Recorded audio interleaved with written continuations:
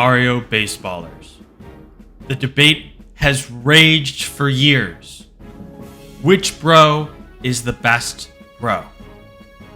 Hammer, boomerang, fire. Depending on who you talk to, you'll get a different answer of which one is better than the rest. But today, I've figured it out. I have the formula to help you find the correct bro for you. This is your 600 IQ lesson on picking your bro. Before we get into which is the correct bro for you, but before we get into anything at all, quick note, because I realized I didn't say it at all when I originally recorded it, is that all this information is for Stars Off gameplay only. Stars On best bro is Boomerang Bro. Don't ask me to elaborate.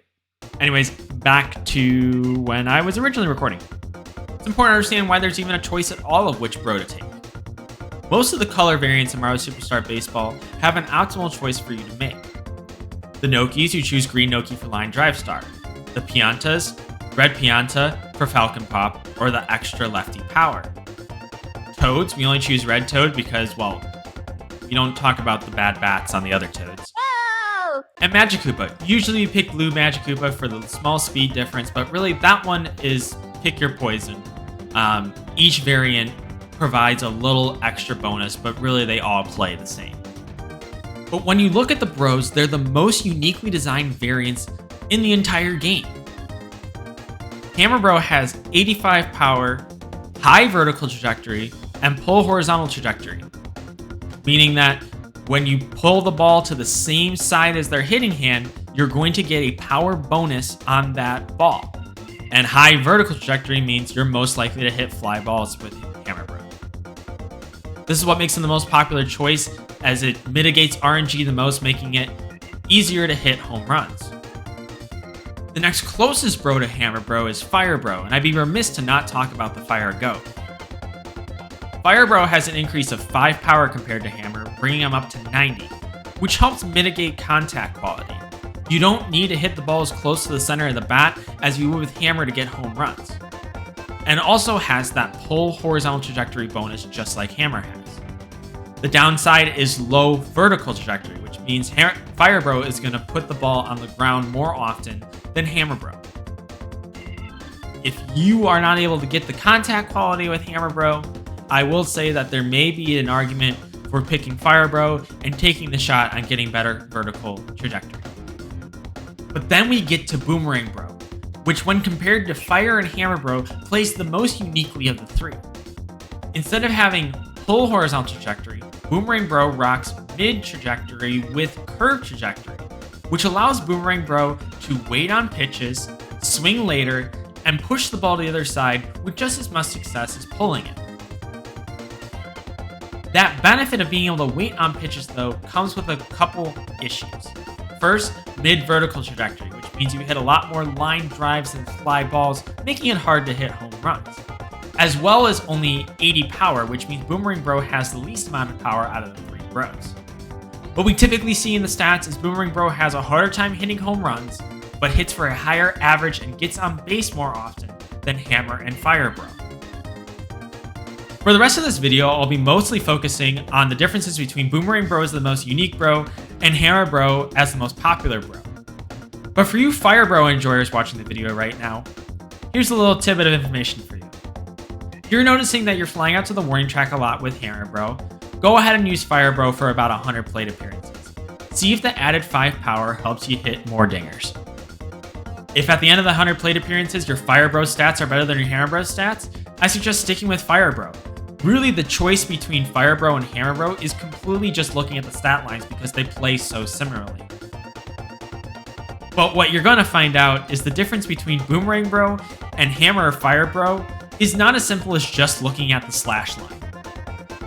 Let's head on in to Mario Superstar Baseball, take a look at a typical lineup, and show why selecting Boomerang Bro to take some better average at the cost of power might be worth it for your team. Alright, here we are in MSSB, and what you see on your screen right now is a typical Petey-Bro team that I think you could get in the draft pretty often. The lineup is constructed based off of lineup data found by Vickless Falcon, which you can see in the Data and Visualizations channel in the Discord, linked in the description below. Now, I did this to be fair and to be more typical with what the community does, but personally, this is not how I do this lineup. If you want to see how I would construct a lineup like this, you can check out my previous 6 to 600 IQ videos on lineup construction, also linked in the description down below. So what I want to talk about here is why Boomerang Bro might be better for this lineup than Hammer Bro if your Hammer Bro struggles. Typically in a baseball game, there's 27 outs, which means every hitter gets a minimum of 3 at-bats in the lineup. But then in MSSB, I think it's pretty easy to get 10 hits and walks combined, even in a game where you're not scoring many runs. So every hitter's going to get a 4th at-bat at least, and Toadsworth here at the top is going to get a 5th at-bat. And that's why you want to put your best hitters at the top of the lineup, is they're going to get more at-bats than the rest of your lineup. But say your Hammer Bro is struggling and only has an on-base percentage of about 300. But with Boomerang Bro, you can creep closer to 500 on base, or even 450. That could be an extra at-bat or 2 a game for other players in your lineup. An extra at-bat or 2 that could go towards Birdo with Captain Egg, and is the 4th best character in terms of OPS and performs 20% better than the average character. Or we could push another at-bat for Petey, which is the 2nd best character by OPS and 60% better than the average character. Or maybe even wrap back around to Boomerang Bro, which even Boomerang Bro is 50% better than the average character, coming in at 3rd with all the other bros in terms of OPS. So while Boomerang Bro may not hit for as much power, if your Hammer Bro is really struggling, having those automatic outs in your lineup is not helpful, even for the sometimes that you do run into a home run with Hammer Bro. What you could do is trade for average with Boomerang Bro and see that you end up getting more at-bats for your 2 and 3 hole hitters, which may make your team better offensively as a whole. But what is that point that you want to get more at-bats for other hitters versus taking at-bats with Hammer Bro? And that's what we're going to go take a look at, is what is the slash line for Hammer Bro that you need to be at or better to stick with him versus maybe looking at going with Boomerang Bro. So let's go ahead and break down the data together. Now it's time to talk about what you all are here for. How do you pick the correct bro? Let's talk about how I try to figure it out. I wanted to find a sample size of players that performed well with the heavies, perform well offensively, or just generally have high success at the game. So the criteria I used to figure out my player sample size was taking players that placed in the top 10 in Season 5 or 6 of Hammer Bro character OPS, Petey character OPS, overall offensive OPS, or top 10 on the ELO leaderboard. This gave me 23 players, and I had to cut 3 of them because they did not have Hammer Bro plate appearances. This left me with a sample size that included top players such as Remke, Seth, Toasty, and others, as well as long-time players that have hovered more around the middle tier of the competitive scene in Benny OK, TK, and Walrus. Once I figured out the sample of players to choose from, I combined their total PD stats and their total Hammer Bro stats together to form one combined slash line. The idea behind this is when you're taking Petey-Bro, you need those 2 characters to produce the most. And so let's find out, what slash line do you need to do that? Out of these 20 players, we had OPSs ranging from over 2,000 to just barely over 1,000 for both characters combined. But put them all together and you ended up with a total OPS of around 1,500, 1,542. But to be a little bit more fair and to kind of remove some of the outliers, I took the middle 50% and compared it, and you see a slash line that has an OPS of 1,539, which isn't that much different, but it's the number we'll go with going forward since that's the average of this sample. But now that we have that average slash line for Petey and Bro together, what does that mean for each character individually? Well, we had to split it back up, and first that required me figuring out what's the balance of plate appearances in that slash line. PD seems to get about 6 more plate appearances than Bro for every 100, so I assigned 53 PAs to PD, 47 to Bro, and took the average PD line, which is an OPS of about 1533, plugged those numbers in to reverse engineer Bro's slash line, and the key slash line for Hammer Bro. 425 on base,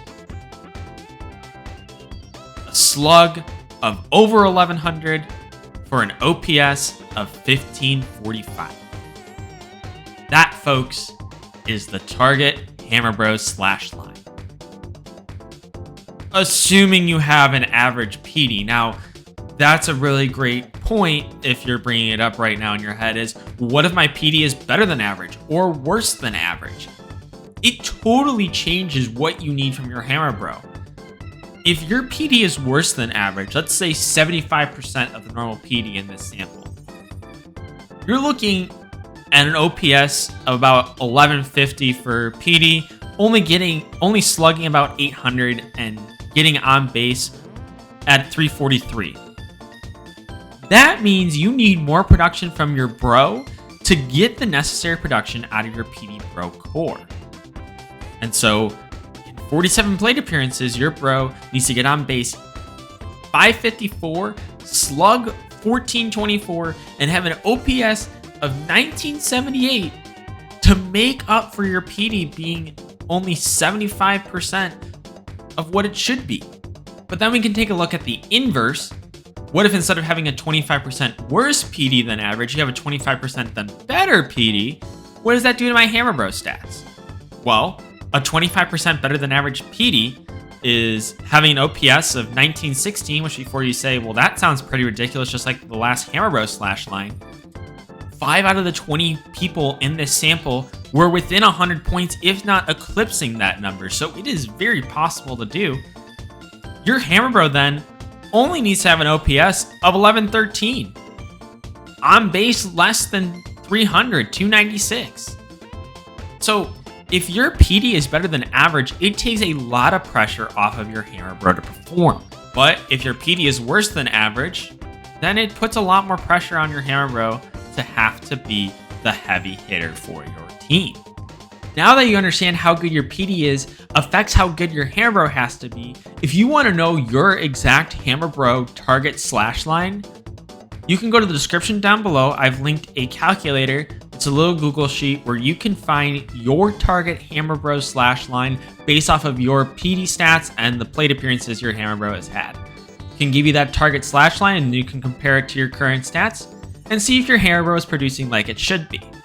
So now it's time to answer the ultimate question. Which is the correct Bro for you? If you're brand new to the game, start with Hammer Bro. It's the Bro that mitigates RNG the most and can be the most impactful for your lineup. But if you're struggling with Hammer Bro, or if you've been a long-time player struggling with Hammer Bro and your Hammer Bro stats are not up to snuff, here's kind of the path I would take. You need at least 150 to 200 plate appearances with Hammer Bro before you make any decisions about your Bro. Mitigate having a slump in the middle, mitigate having a hot streak as well. Get yourself a nice sample size of Hammer Bro plate appearances before you go looking at other Bros. Now, once you take those plate appearances and it's not your target slash line, start considering why you think those results are happening. If you're able to make good contact on the ball, pulling it, but you're just not quite hitting homers and it's leading to a lot of flyouts, go try out Fire Bro for about 100 plate appearances, 150. Compare the stats of your Hammer and Fire Bro and see which one's performing better. If you notice you're pushing the ball with Hammer Bro or failing to make contact at all, or after you try Fire Bro, you're still struggling to hit that target slash line, it's probably time to take a look at Boomerang Bro. Again, 150, 200 plate appearances. I mean, if you want to be on a little bit of the quicker side of this experiment, 100 plate appearances should be enough. But take a look then at your Boomerang Bro stats versus your Hammer Bro slash Fire Bro stats. If your on-base percentage with Boomerang Bro is 100 points higher than your on-base percentage with Hammer Bro, which is about double the normal difference, Then I say keep rocking with Boomerang Bro. That means you're going to get 1 extra at-bat for every 10. While that sounds minuscule, as we went back to before, if you're getting 1 extra at-bat every 2 games for Birdo or Petey or heavy hitters like that, it will make the difference more often than you can imagine. And frankly, that's the average. I'm just going to say right now, it seems like Boomerang Bro's either getting 1 hit or he's getting like 4 or 5 in a game. It just seems to be how he works. Hammer Route, you're consistently getting 2, 3, and you're hoping some of those are homers, even when he's playing at a high level. So, that's how to pick your bro. It really does come down to some preference. It comes down to how you feel about it. But I think there's finally a mathematical reasoning you can use to decide which bro is your correct bro. And with that, Mario Baseballers, that's going to wrap it up for today's video. If you liked what you saw, make sure to hit that like button, make sure to click that subscribe button, and turn on notifications for when I do make posts. I know I don't do it often, but when I do, it will be mostly deep dives in the game like this.